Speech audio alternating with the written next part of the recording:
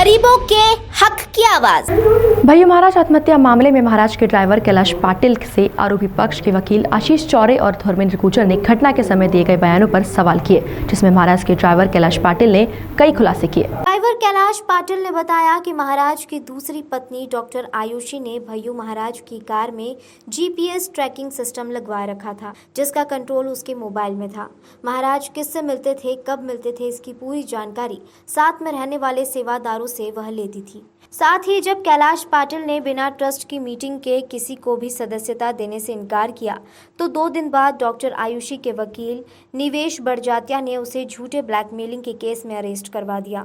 कैलाश पाटिल ने बताया कि भैयू महाराज बेटी कुहू और पत्नी आयुषी के बीच हमेशा होने वाले झगड़ों से महाराज काफी तनाव में रहते थे, जबकि विनायक पर लगे करोड़ों रुपए को गायब करने की बात सरासर गलत है। शरद और विनायक महाराज की मौत के 3 महीने पहले तक उनकी बेटी को संभालने के लिए पुणे में रह रहे थे। वहीं वर्षा सतपाल नाम की एक महिला के 5,000 करोड़ रुपए इन्वेस्टमेंट की बात भी सामने आई है। कैलाश पाटिल के कूट परीक्षण में पहले विनायक की ओर से भाई आशीष चौरे ने क्रॉस एग्जामिनेशन किया। उन्होंने वर्षा सतपालकर महाराष्ट्र के लोगों से करीब 5,000 करोड़ रुपए की राशि इन्वेस्टमेंट के नाम से लेकर आई थी और हड़प ली गई थी, उसके खिलाफ शिकायत हुई थी।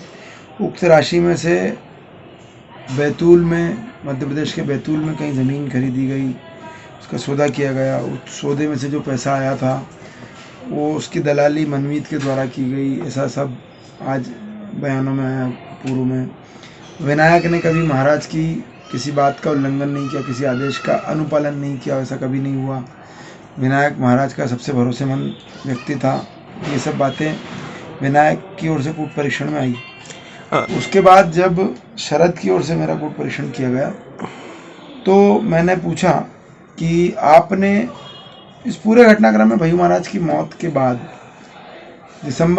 6 दिसंबर को 2018 में कैलाश पाटिल ने एक नोटिस आयुषी ट्रस्ट को दिया था कि आयुषी को आप बिना साधारण सभा बुलाए ट्रस्ट के सभी मेंबरों को बुलाए मेंबरशिप नहीं दे सकते ट्रस्ट को, और इस बात का विरोध किया था। ये बात अगले दिन 7 तारीख को पत्र पत्रिकाओं में आई थी। कैलाश पाटिल ने यह भी बताया कि 7 तारीख को उसे आयुषी और राजा बड़जात्या ने ट्रस्ट पे बुलाया था और उसे नोटिस वापस लेने को कहा था। और इसके ठीक बाद दिनांक 11 दिसंबर को पुलिस ने कैलाश पाटिल को गिरफ्तार कर लिया, उठा लिया था अपने घर से, और 12 तारीख की गिरफ्तारी बताई। ये बात कैलाश पाटिल ने आज स्वीकार की और यह भी बताया कि मुझे झूठे प्रकरण में फंसा दिया। कोई ब्लैकमेलिंग वगैरह इस तरीके की बातें कि उसके खिलाफ ब्लैकमेलिंग का आरोप लगाया था, जिसको लेकर उसने बताया?